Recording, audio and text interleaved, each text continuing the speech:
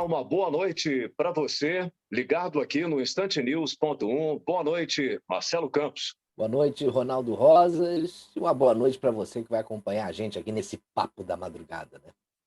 Pois é, Marcelo, o programa de hoje começa com uma revelação. O governador do Rio Grande do Sul, Eduardo Leite, revelou no programa do Pedro Bial que ele é gay.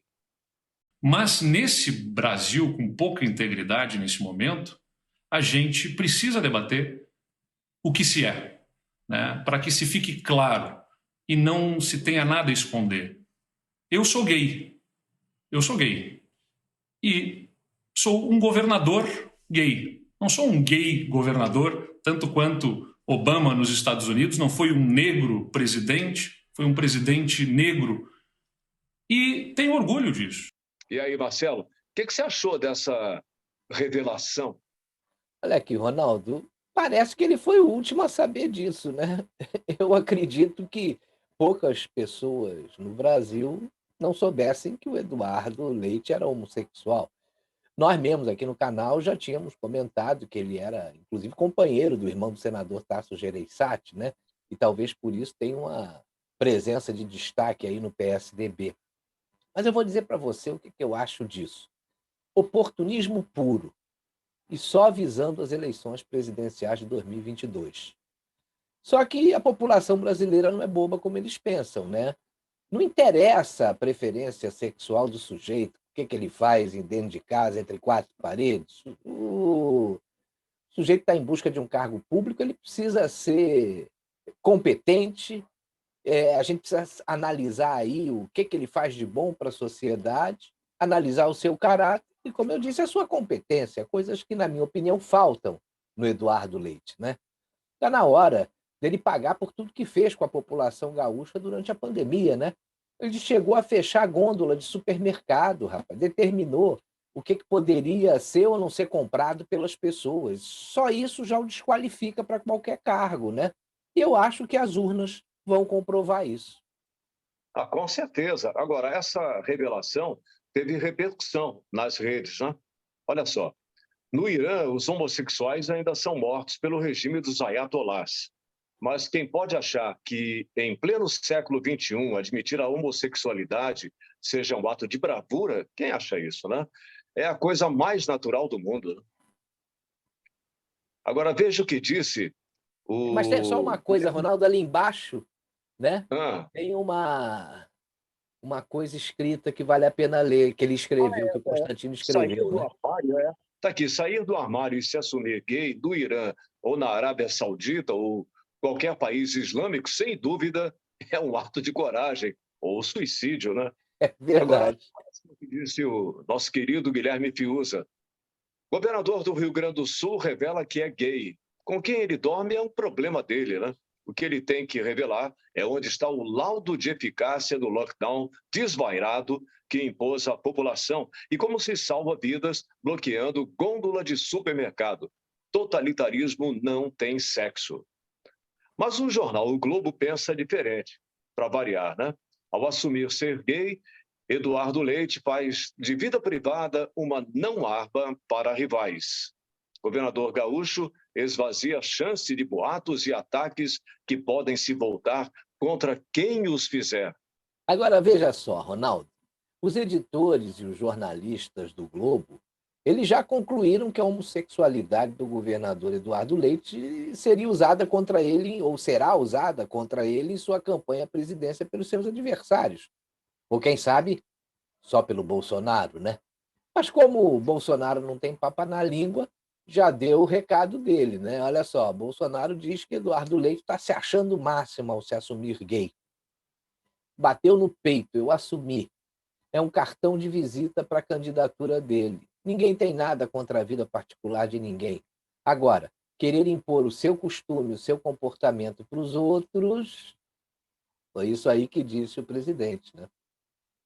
Só que essa atitude do governador do Rio Grande do Sul não é uma unanimidade na esquerda. Essa revelação dele, né, tirou da escuridão o Jean Willis, que estava sumido.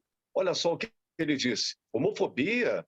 Jean Willis detona governador Eduardo Leite por se assumir gay e critica a imprensa.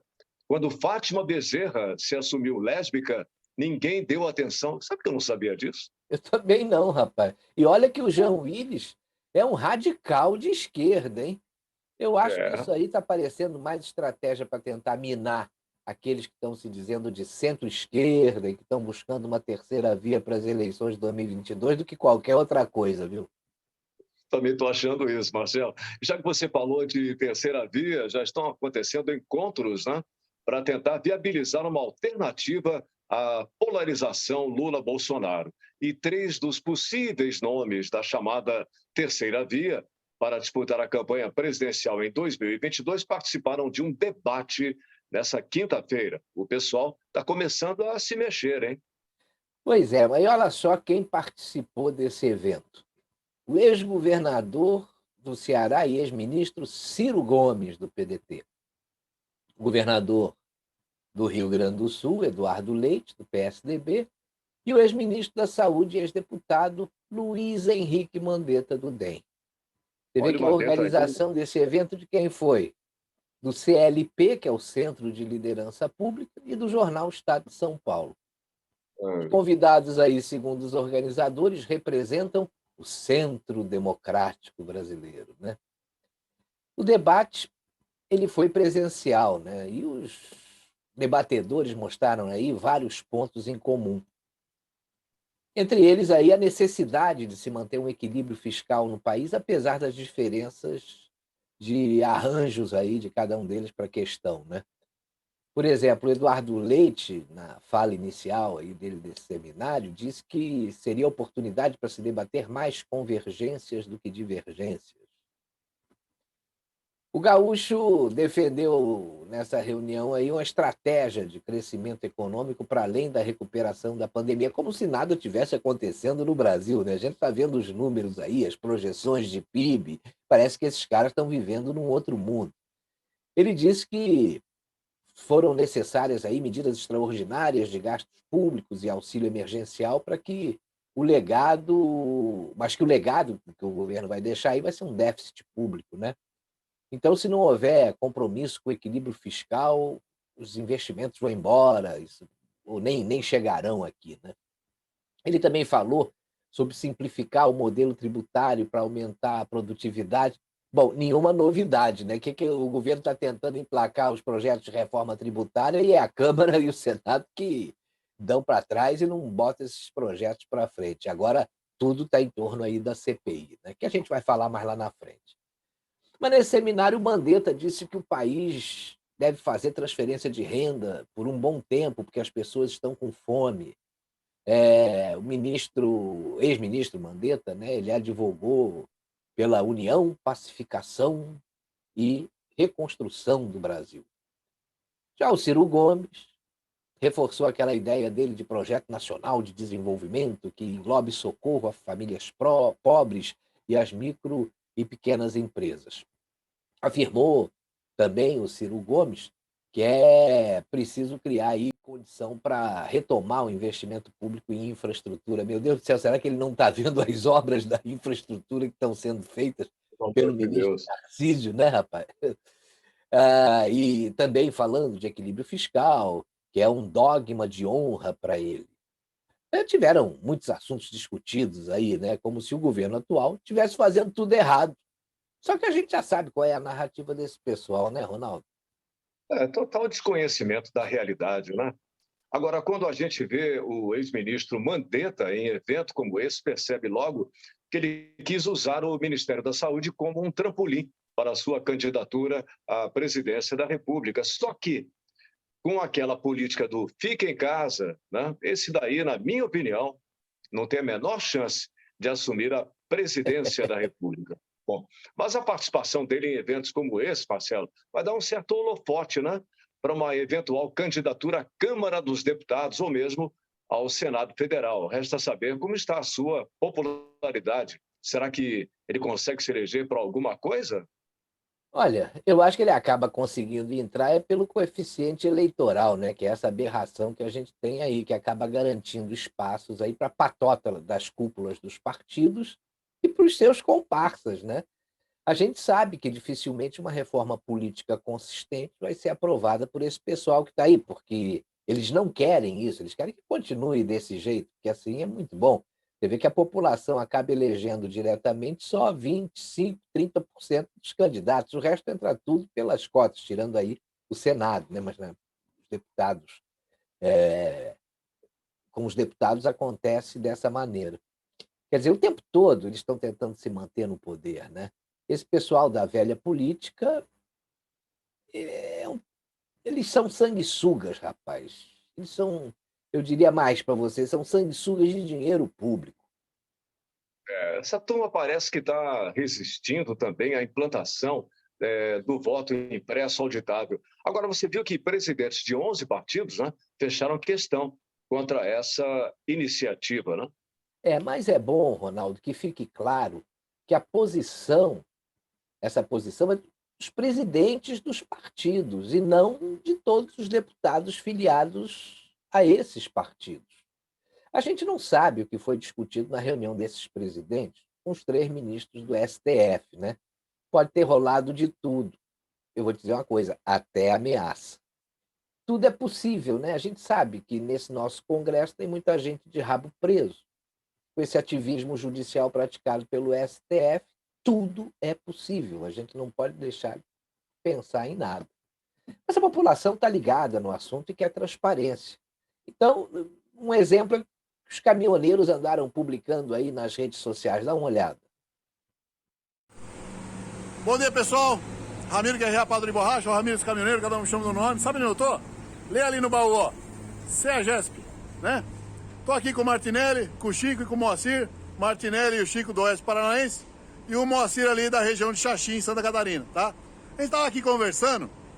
Sabe por que tá acontecendo essa reunião dos criminosos aí, líderes dos 11 partidos, junto com os 3 ministros do STF, para tentar sepultar a lei do voto impresso, da contagem pública dos votos, para a gente tirar de vez, escorraçar de vez esses corruptos do poder, essa esquerdalha maldita?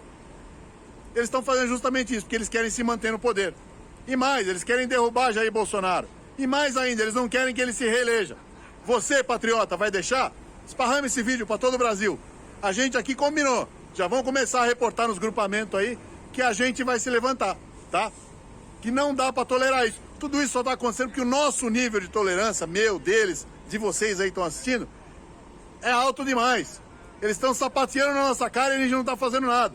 E o presidente não pode fazer, senão ele recai no artigo 85 da Constituição, crime de responsabilidade. Então, cabe a nós, artigo 1º, povo, fazer.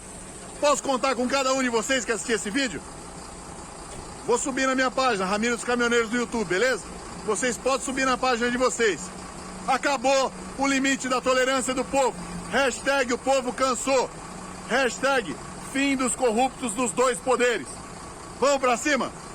Se a gente não fizer alguma coisa agora e não subir para Brasília, eles vão derrubar a lei do voto impresso, vão ganhar na base da maracutaia em 2022 e não vai adiantar chorar o leite derramado. A hora de reagir é agora. Acampar em Brasília e não sair mais de lá, até isso ser votado e aprovado nas 2 casas, sancionado e publicado em Diário Oficial até 30 de setembro. A gente tem que fazer isso agora, antes que eles derrubem a PEC do voto impresso. Conto com cada um de vocês e a rodagem do Brasil todo. Pessoal da rodagem, virador de volante, esparrama esse vídeo com força. Tudo de bom. Agora você vê que está todo mundo se movimentando, né? No último domingo, aconteceram manifestações de apoiadores do presidente Jair Bolsonaro e a favor do voto impresso auditável, né? Eles realizaram uma carreata em Brasília e houve também um protesto na Avenida Paulista, em São Paulo, né? Mas, Ronaldo, quando eu digo que os presidentes daqueles 11 partidos que fecharam a questão contra o voto impresso auditável, eles não representam a opinião dos seus respectivos deputados, eu falo isso considerando o resultado de uma pesquisa feita com os deputados. Olha só, de lavada, Câmara abre pesquisa sobre PEC do voto impresso auditável e o sim dispara. Essa pesquisa foi feita pelo próprio site da Câmara. O site fez uma enquete para saber a opinião dos deputados com relação à PEC 135/19, que exige a impressão das cédulas em papel na votação e apuração das eleições, plebiscitos e referendos no Brasil. Só para você ter uma ideia, até o meio-dia de terça-feira, foi o dia que essa pesquisa entrou no ar lá no site, mais de 90% dos votos dos deputados eram favoráveis à aprovação dessa matéria. Aí como é que você explica uma coisa dessas? Tem algo Pois muito é, estranho no ar, né? tá demais, né? Agora a gente vê que tem uma guerra, né, de narrativas em curso para detonar o voto impresso auditável. O que falta descobrir, Marcelo, é a motivação desse pessoal, né? E tem mais, Ronaldo.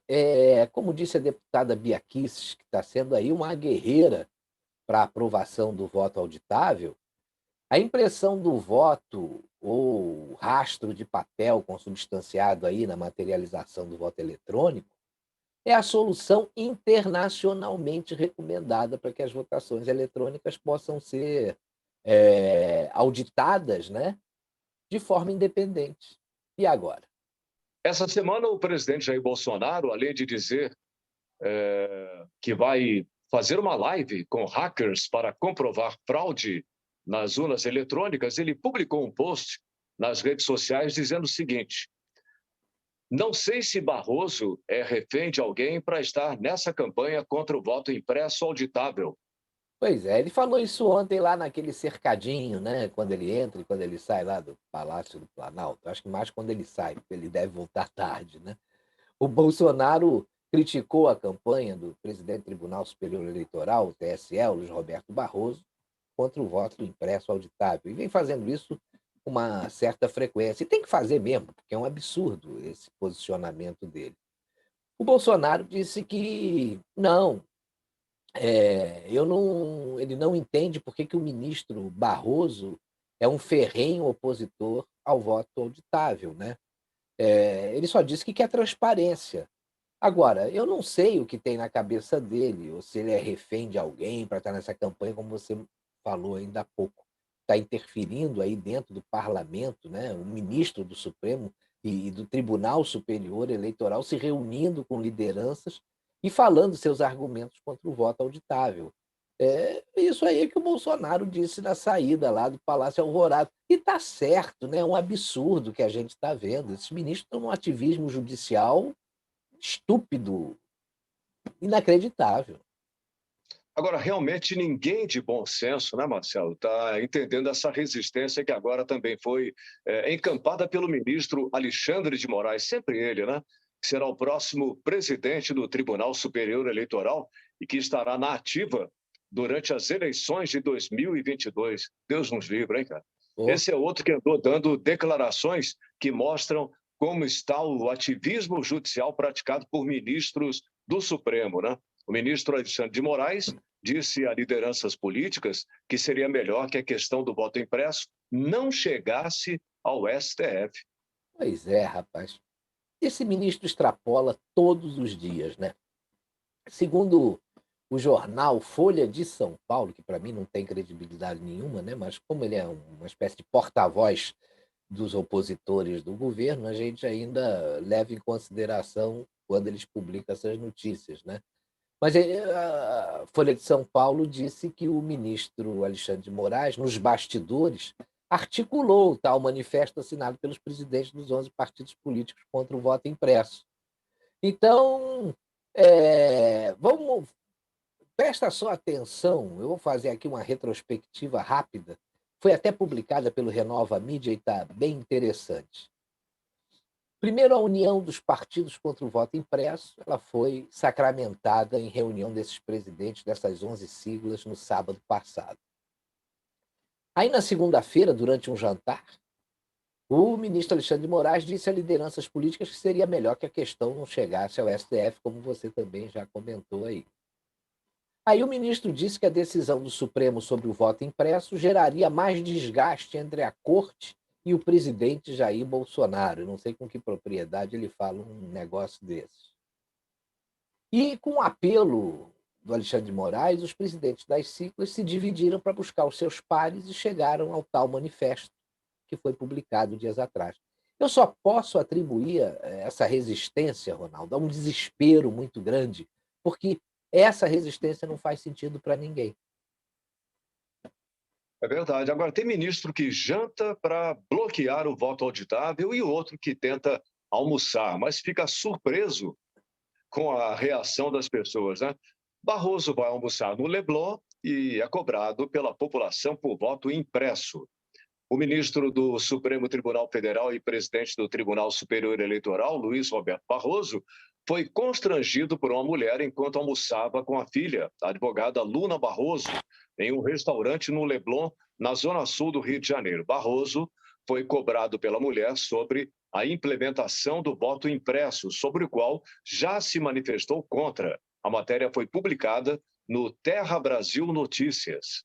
Esse fato veio à tona depois que a filha do Barroso deu uma entrevista à jornalista Bela Megali, né? Olha só, o medo do que vai acontecer com o Brasil em 2022. Vocês não têm noção que eu estava almoçando com meu pai no Sushi Leblon. Uma mulher levantou e começou a gritar: estamos de olho em você, hein, ministro? Voto impresso. Nunca mais vai almoçar no Rio de Janeiro se não tiver voto impresso, disse Luna, afirmando que a mulher gritava ao mesmo tempo que filmava. Você vê, sobre o episódio, o ministro disse que uma senhora manifestou-se a favor do voto impresso com algum grau de exaltação, nada demais. Estava longe e nem ouvi direito. Ele comentou que a democracia é assim, né? Todo mundo tem o direito de se manifestar, uns com mais educação, outros com menos. Por que ela teve menos educação ao cobrar dele, que defende veementemente a não utilização do voto impresso auditável, né? Meio estranho. Eu acho que ele só precisa explicar, Ronaldo, para a população, por que ele acha que a PEC do voto impresso que tramita na Câmara dos Deputados é volta ao tempo das fraudes. Eu gostaria realmente que ele me comprovasse isso. Mas veja só como são as coisas. Olha que curioso. O TSE exige assinatura física para criar um partido, porque a identificação eletrônica do eleitor não é confiável. Agora, o TSE diz não ao voto impresso, pois a identificação eletrônica do voto é confiável. Pô, são duas caras e dois momentos, né? É. Incrível isso, né? Agora vamos fazer um resumo, né, das notícias protagonizadas pelos ministros do STF essa semana. Marco Aurélio faz última sessão plenária como ministro do STF. Nunes Marques é eleito presidente da segunda turma do STF. Lewandowski diz a Fux que gabinete trabalhará durante recesso no STF.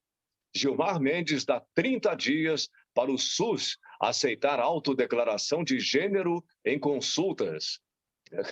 Nunes Marques suspende quebra de sigilo de agência contratada pela SECOM.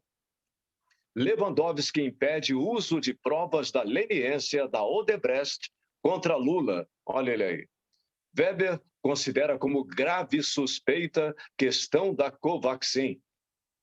Futuro presidente do TSE nas eleições de 2022, Alexandre de Moraes, trabalhou para unir partidos contra voto impresso auditável. 6 por 1 dúzia, a fórmula mágica de Alexandre de Moraes. Moraes abre 2 inquéritos no STF contra deputadas Paula Belmonte e Aline Sloitz. Tem mais. Ministro do STF, Alexandre de Moraes, foi denunciado à Corte Interamericana de Direitos Humanos por abuso de autoridade. A queda de braço entre o comandante do Exército e a ministra do STF. Fachin determina que polícia do Rio de Janeiro seja investigada. Aí veja só, Ronaldo, tirando as notícias do Cássio Nunes Marques e a saída do ministro Marco Aurélio, graças a Deus, todas as outras parecem um filme de terror, né? Você verdade. pega situações aí surreais, né? Depois disso tudo que a gente viu, tem gente que ainda não acredita na existência de ativismo judicial e de ditadura da toga, né? Tá muito na cara. Agora, veja só, o que o indicado da dona Marisa fez, né? Anulou as provas existentes contra o Lula, e provas robustas, né? O Alexandre de Moraes encerra um inquérito ilegal, só que abre outro. E sobre esse novo inquérito, vale a pena a gente ouvir o que disse a deputada Carla Zambelli. Dá uma olhada. Quando a gente acha que a gente vai ter alguma boa notícia, que a gente vai ver, começa a ler uma notícia boa, né? Falar, ministro Alexandre de Moraes arquiva o inquérito dos atos antidemocráticos, que nem deveria ter sido aberto, né? Enfim, não encontraram nada. Aí, em seguida, a gente vê no O Globo, né? Porque tem que ser no Globo, tá? Até porque essa informação não consta em outro local, não consta no inquérito, todavia. A ação não foi aberta, mas já está na imprensa. E foi aberta através de algo que a própria imprensa viu, gente. Foi a Globo que escutou pessoas que perceberam que os atos antidemocráticos, o inquérito não deveria ser arquivado a pedido da PGR. A gente está numa era em que a imprensa sabe mais que os cientistas e agora sabe mais que o judiciário. E manda no judiciário, né? O ministro Alexandre de Moraes abre o inquérito agora para nos acusar de organização criminosa virtual. Porque eu até disse hoje no programa do Lacombe, nós deixamos de ir às ruas aos milhares, como acontecia em 2016, por conta de uma pandemia em que muitos têm medo de pegar o vírus, enfim, muitos têm medo da consequência disso, e a gente tem ido menos às ruas. Mas fato é que se nós não estivéssemos vivendo numa pandemia, as pessoas com certeza estariam aos milhares nas ruas pelas diversas decisões arbitrárias e antidemocráticas que não a gente fez, mas que os ministros do STF cometeram. Alguns ministros do STF estão legislando, agora abriram de ofício novamente um outro inquérito. 3 deles estão fazendo ativismo político acirrado contra a urna eletrônica, com o voto impresso transparente, dando transparência e auditoria aos votos, que é algo que é almejado pela população, em conluio, e talvez, não sei, esses líderes partidários estão ouvindo os ministros ou estão sendo chantageados, talvez? Tudo é possível. Tudo é possível. Fato é que a gente está vivendo uma nova era, a era da ditadura do judiciário, em que hoje uma frase do Marcelo de Carvalho foi muito brilhante. Faz de conta, né, quando se fala em intervenção militar e todo mundo acha isso um absurdo, e realmente a gente não quer falar nisso, não quer pensar nisso, e nunca sequer tentamos... Eu nunca defendi intervenção militar, mas tira daquela vestimenta dos generais a farda e vista a toga. Aí pode? A intervenção judiciária pode? A ditadura da toga pode? Aonde é que esses homens vão parar?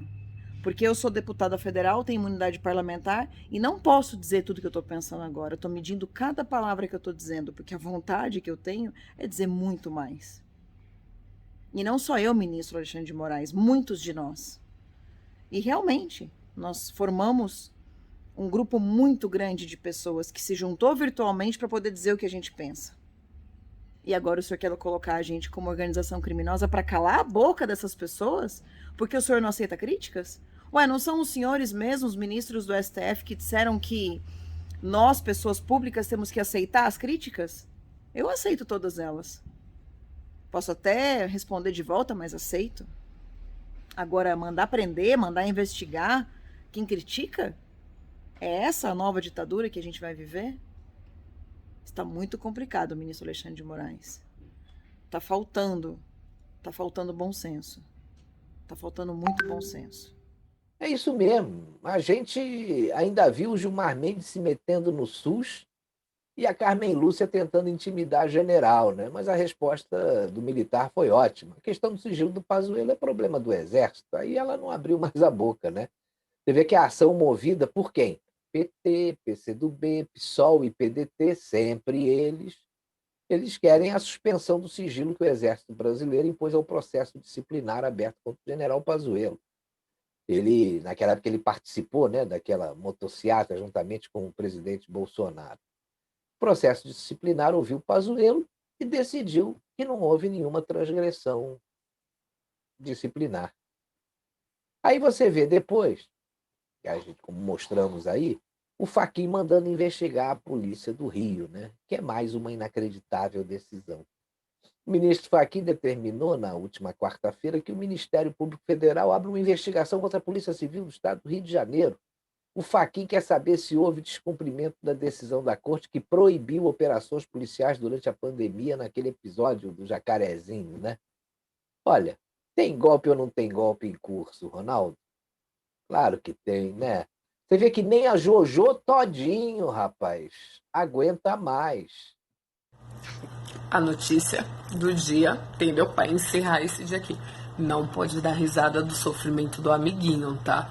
Mas assim, a Jojo Todinho teve sua avó, sua mãe assaltada dentro de um Uber por 3 caras de fuzil aqui no Rio de Janeiro, tá? Aí ela ficou puta, tá? Ela ficou muito irritada. Aí ela esqueceu que há um mês atrás ela tinha dito hashtag ele não, entendeu? E agora ela já disse que ela é a favor de bandido bom é bandido morto, que direitos humanos é o caralho, que bandido tem que estar na vala mesmo, entendeu? E aí ela mudou todos os conceitos dela. É isso que eu digo. A pessoa só é esquerdista até o primeiro assalto com fuzil na cara. Gente, um fuzil na cara deixa até ateu esquecer de tudo que acreditou até o momento e começar a acreditar em Deus. É incrível o time aí do Bolsonaro. E não pode dar risada da desgraça do amiguinho. Minha avó sai para resolver as coisas dela e é abordada por 4 marginais, minha avó, minhas tias, botando arma na cabeça da minha avó. O Brasil.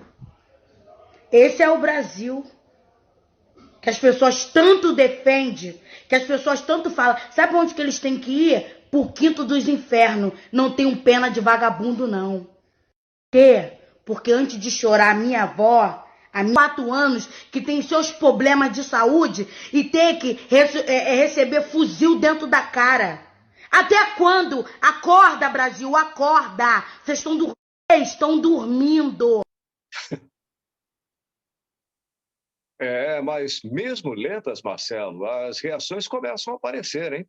O ministro do STF, Alexandre de Moraes, foi denunciado à Corte Interamericana de Direitos Humanos por abuso de autoridade, né? O jornalista Oswaldo Eustáquio denunciou o ministro do Supremo Tribunal Federal, Alexandre de Moraes, à Corte Interamericana de Direitos Humanos. Moraes foi denunciado por abuso de autoridade e cárcere privado. De acordo com o jornalista, como a Procuradoria-Geral da República pediu o arquivamento do inquérito dos atos antidemocráticos, a sua prisão não tem amparo legal. A informação foi divulgada nesta quinta-feira, 1º de julho, na rede social Twitter, por sua esposa Sandra Terena. A liberdade de Oswaldo Eustáquio foi decretada logo depois do meu marido denunciar o ministro Alexandre de Moraes à Corte Internacional. O STF decretou a liberdade do meu marido. Obrigada a todos que oraram por nós. A glória da segunda casa será maior do que a primeira. Pois é, rapaz. Você vê que esse caso do Oswaldo Eustáquio aqui é muito sério, né? Você vê que foi um inquérito aberto legalmente que não deu em nada, né? Por um ministro do Supremo que não encontrou prova nenhuma contra os investigados. Segundo o Eustáquio, houve tortura na prisão que o deixou paraplégico, né? Tem muita coisa que precisa ser apurada nesse negócio aí. Não é só acabar com o inquérito e libertar o jornalista depois que ele se sentiu ameaçado pela Corte Internacional. Não é só isso, não. Esse sujeito precisa pagar pelo que fez. E você vê que a nossa imprensa, rapaz, não publica uma linha a respeito desse assunto, né? Isso é que é impressionante. Só que a gente viu que o ministro não está nem aí para o devido processo legal, né? Ele já iniciou outro inquérito ilegal envolvendo 2 deputadas apoiadoras do governo. Alguém tem que parar esse cara, rapaz, senão esse troço não acaba. É verdade. Agora, tem gente da esquerda, Marcelo, que ficou com a pulga atrás da orelha com a divulgação de uma visita inesperada, né?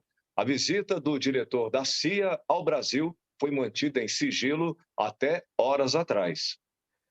Rapaz, o diretor da CIA, Agência de Inteligência dos Estados Unidos, realizou a visita oficial ao Brasil essa semana. Esse diretor é um diplomata de carreira, o nome dele é William J. Burns, e ele teve um encontro com autoridades do governo Jair Bolsonaro. O Renova Mídia publicou que o comboio com Burns e o embaixador dos Estados Unidos do Brasil, Todd Chapman, chegou ao Palácio do Planalto no meio da tarde da última quinta-feira. Também houve aí um jantar com o diretor da CIA. Segundo renova a mídia, o local não foi informado, mas o evento constava nas agendas dos ministros da Casa Civil, Luiz Eduardo Ramos, e também do ministro da Segurança Institucional, o general Augusto Heleno. A visita do comandante da CIA foi mantida em sigilo e não foi previamente informada pelos governos aos veículos de imprensa, que devem estar mordidos, né? O Burns foi escolhido aí para comandar o órgão americano pelo presidente democrata Joe Biden. Pois é, enquanto a CIA visita o governo, uma universitária, uma professora, né? Também uma professora deve ter pensado que uma de suas alunas era uma espiã da direita dentro de sala de aula, né? Mas quem deu a lição naquele dia foi a aluna e não a professora. Imagina a cena, né? Uma professora esquerdista começou a defender suas posições em sala de aula. Aí uma aluna protestou, dizendo que não estava pagando cursinho para ouvir sua opinião político-partidária. Completou dizendo que estava pagando o cursinho para ter aula de gramática. Dá uma olhada no vídeo. Meu pai é mais Mandou uma topeira, violência com forma de... Olha, daria para usar esse, aquele lá. Isso aqui, os ideólogos, vai falar do Olavo de Carvalho, que é uma anta. O que querem os militares do mundo. Por que o Olavo de Carvalho é uma anta, professora? Eu acho que ele é porque ele mete o pau em tudo e ele acha sim. Mas a senhora não percebeu que a senhora pegou 25 minutos da aula para expor a sua opinião política partidária? Não foi opinião política partidária. Foi sim, a senhora criticou o governo, a senhora criticou a escola sem partido, a senhora criticou o governo e eu não estou pagando cursinho para ouvir sua opinião política partidária. Eu estou pagando cursinho para assistir aula de gramática. Então eu peço com todo respeito, eu estou pedindo com todo respeito. Vai falar com o Júlio agora. Vai falar com o Júlio agora. Vou. Falar pra ele que ele está no jornal. Não, eu filmei essa aula. Eu filmei. Gente, assim como? Eu tô falando com educação. Tá? Gente, assim como? A senhora chamou o Olavo de Carvalho de bosta? Não, vem cá. A senhora chamou o Olavo de Carvalho de bosta e eu tô sendo mal educada com a senhora? Por que ele é um bosta? Eu leio. Eu só quero pedir pra senhora só uma coisa. Eu vim assistir a aula. Não, chama ele aqui então, a gente fala com ele. Não, então vamos lá, a senhora vai junto comigo. A senhora vai junto comigo. Vai falar com a direção. A senhora vai junto comigo. A senhora vai junto comigo. Você é aluna, você que vai. Não, eu vou se eu quiser.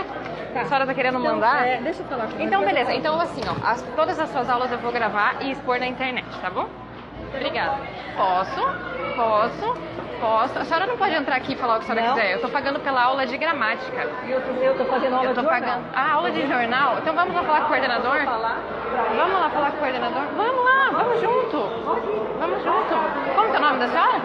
Meu nome é Elizabeth de Mello. Então tá bom. Tá. Ele é de esquerda também? Sei lá. Então tá, eu vou falar com ele. Obrigada.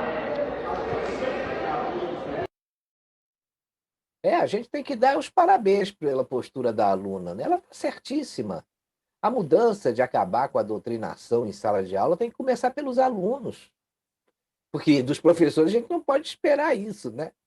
E isso já vem acontecendo com cada vez mais frequência no nosso país. Tem muito aluno que tem demonstrado revolta contra a posição de alguns determinados professores em sala de aula. Ele está ali realmente para ensinar a matéria que ele está habilitado a lecionar. Fora isso, não se discute mais nada dentro da sala de aula. Pô. Esses caras querem fazer doutrinação, né? É outra coisa. Esse é só um dos muitos vídeos que a gente já assistiu, né? A gente está cansado de receber vídeos nesse sentido. Não existe nada, por outro lado, Ronaldo, que proíba a gravação de uma aula.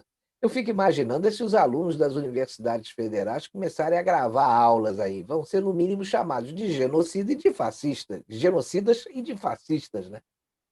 É verdade, eu não tenho dúvida, hein? Agora, enquanto tentam rotular o Bolsonaro como genocida e fascista, mais gente vai às ruas apoiar o presidente. Depois das grandes manifestações pelo país e do sucesso das motociatas, vem aí mais uma novidade bolsonarista. E é hoje, hein? Sábado, primeira barqueata em apoio ao presidente Jair Bolsonaro, dia 3 de outubro. 3 de outubro em Angra dos Reis, Rio de Janeiro. Rapaz, que coisa, hein? Barqueata, essa é nova. Barqueata. Lá no norte, naqueles rios todos, isso vai ser um sucesso, já pensou? Essa é Pois mais é. uma iniciativa que vai... Teve motociata também, né? Bahia ontem teve motociata, né? Pois E, é. e hoje vai ter barqueata. Viu? Ah, Essa é mais uma iniciativa, Ronaldo, que eu estava falando, que vai deixar a esquerda aí de cabelo em pé, né? Estão dizendo que o Lula está querendo fazer curso para aprender a dirigir moto, para não ficar atrás, né? Agora vai ter que tentar virar pelo menos um Arraiz amador para acompanhar o Bolsonaro. O problema, Ronaldo, é que tem que explicar para o Lula que esse Arraiz não tem nada a ver com o comunista Miguel Arraes, né? é verdade, Marcelo. Agora, sobre a CPI da Covid, né? Mais aberrações essa semana. Mas esse assunto, bom, está tão desgastado que não vale a pena a gente ficar falando, né? Vamos mostrar só uma coletânea de manchetes sobre essa aberração que consome nossa paciência, nosso dinheiro também. E a semana começou assim. Renan Calheiros, fui vítima da PGR como Lula foi da Lava Jato. Então é culpado, né? O cara é cínico demais, rapaz. Atordoado e desmoralizado, Randolph quer prorrogar a CPI em mais 90 dias. Que coisa. Omar Aziz e Eduardo Braga se acusam de pagamentos irregulares. Tem mais. Fausto Aziz. Quem é o senhor para falar em idoneidade? Olha só, o cinismo impera, né? Randolph diz que suspensão de compra da Covaxin é confissão. Caramba. A entrada dele foi eminentemente técnica e ela era um bom técnico, e ele era um bom técnico, diz ex-ministro Henrique Mandetta sobre o diretor Roberto Dias. Acusado de pedir propina, foi nomeado na gestão Mandetta. Omar Aziz, um homem que consegue se desmoralizar todos os dias. Oposição deixa negacionismo de lado e foca em acusações de corrupção. Rosa Weber autoriza sócio da Precisa Medicamentos a ficar em silêncio na CPI. Luiz Miranda é acusado de intermediar compra ilegal de vacinas, invade CPI para falar com Renan Calheiros e causa confusão. Vou encontrar com esse cara e quebrar ele todinho. Bom, diz Omar Aziz sobre o Marcos Rogério. Que coisa, né? Minha meta é essa, provar que existe sim corrupção no Ministério, diz o Miranda, né? Caramba. Senadores suspeitam que Dominguete seja testemunha plantada na CPI. Representante de empresa americana desmente a acusação feita na CPI da Covid contra deputado Luiz Miranda. Após a apresentação de áudio, Randolph pede apreensão de telefone de depoente. Mourão sobre CPI. Senadores não são investigadores. A fraqueza de Renan fica evidente quando debate com Marcos Rogério. G7 da CPI da pandemia exclui Eduardo Braga e grupo vira G6. PTB vai ao Conselho de Ética da Câmara para pedir cassação de Luiz Miranda. Em documento enviado à CPI da Covid, dono da Precisa contradiz acusações dos irmãos Miranda. Chega de circo, né? Nessa CPI, né, Marcelo? Agora, circo fez o PSOL, né? Com a morte do serial killer Lázaro Barbosa, né? Deputada do PSOL acusa a polícia de matar Lázaro sem ouvi-lo. Rapaz, essa foto aí que a gente viu é da deputada Vivi Reis, do PSOL da Paraíba. Mas não foi só ela, não, que saiu em defesa do criminoso. Não. Ela acusou a polícia de Goiás de matar o maníaco e serial killer Lázaro Barbosa sem ouvir o que ele tinha para dizer. Quando capturaram, ao invés de ouvi-lo, executaram. Vexame, escreveu ela, né? Só que teve outra deputada do PSOL, deputada pelo Rio de Janeiro, né? A Talíria Petroni, publicou um post querendo saber a quem interessa a morte de uma pessoa que precisava ser investigada. Quais os segredos que Lázaro carregava com ele? Será que ele agia a mando de algum poderoso da região? Bom, como eu disse num dos meus comentários aqui essa semana, o Ronaldo, aqui no canal, eu não duvido nada que em pouco tempo vão aparecer faixas perguntando quem mandou matar Lázaro, sabe? E também é bem provável que esse pessoal doente e desequilibrado já tenha a resposta aí na ponta da língua. Bolsonaro. Sempre assim, né? Parece que elas ignoram que antes de morrer, o Lázaro Barbosa, rapaz, colecionou vítimas por diversas cidades do centro-oeste brasileiro. E os crimes dele eram de uma brutalidade inimaginável, rapaz. Esses deputados esquerdistas só saem em defesa dos bandidos, eles não saem em defesa dos policiais. Eu nunca vi. E muitos policiais são negros, hein? E que são vítimas desses criminosos defendidos por eles, que acabam deixando aí viúvas e crianças, né? E é uma família destruída. Isso é aberração, Ronaldo. É uma aberração total. Agora, o nosso tempo, Marcelo, está chegando ao fim, né? Mas nós não podemos deixar de mostrar os posts que circularam por aí. E olha que fez muito frio essa semana, né? E talvez por isso postaram essa mensagem. Em função do frio, troquei a marca do papel higiênico para primavera. Ninguém merece passar neve na bunda nesse frio. Deve ser terrível, né, cara? Pois é, Ronaldo. Mas tem gente descobrindo que a faculdade de medicina não vale mais nada. Olha aí, ó. E pensar que passei todos aqueles anos na faculdade de medicina quando poderia ter me tornado um especialista em saúde apenas concorrendo ao Senado. Mas o grande Nostradamus previu tudo isso. Está acontecendo no Brasil. Olha só. Fragmentos de um texto de Nostradamus. O próximo do terceiro milênio, uma besta, seria o Lula. Barbuda, céus, é ele. Descerá triunfante sobre um condado do hemisfério sul, Brasil, espalhando desgraça e miséria. Acho que se trata da reforma da Previdência ou a corrupção institucionalizada ou ainda o mensalão, eu sei lá, hein? Agora, será reconhecido por não possuir seus membros superiores totalmente completos. Epa, cadê o dedinho? Agora, trará com ele uma horda, faz sentido, né? Dilma, Zé Dirceu, Genuíno, Palocci e Companhia Limitada, que dominará e exterminará as aves bicudas. Pô, já estou ficando assustado, né? PSDB igual a tucanos, igual a ave bicuda. E implantará a barbárie por muitas datas. Reeleição? Bom, sobre um povo tolo, ignorante e leviano. Puta que pariu. Cacildes, né? É nós, né? É nóis. É nóis. Rapaz, mas nem sempre certa está a ex-presidente. Aliás, acho que quem está sempre certa, né, é a ex-presidente Dilma Rousseff, né? Sua inteligência e a sua sagacidade deixam todos os brasileiros perplexos, Ronaldo. Olha só. Se a segunda dose da vacina é a que garante a imunização, então deveriam dar a segunda dose primeiro. Faz sentido, né? Faz sentido, né? É claro que isso deve ter sido uma montagem.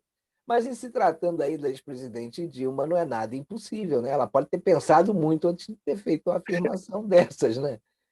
Mas nesses tempos de pandemia é sempre bom a gente parar para pensar e ver como é que funciona o nosso cérebro, né? Olha aí. O cérebro é o órgão mais fantástico do ser humano. Ele trabalha 24 horas, 365 dias, desde o nascimento, até você virar esquerdista. Vai aí, Agora, continua. Ronaldo, foi você que me mandou essa, né? Que nessa pandemia aqui, o que tem de idoso sonhando, rapaz, lê aí. Olha, eu sonhei que estava em Paris. E eu sonhei que estava na cama com duas mulheres. Eu era uma delas? Não, você estava em Paris. Tá na hora. Marcelo, tá na hora da gente ir embora, viu? Foi muito bom ter ficado aqui com você, com o nosso pessoal, né, com os nossos inscritos no instantenews.1. Um abração, Marcelo. Ótimo fim de semana para você e para todo mundo. Um beijo. Tá bom, com certeza, Ronaldo. Valeu a companhia. Um ótimo fim de semana para todo mundo também. Tchau. Tchau.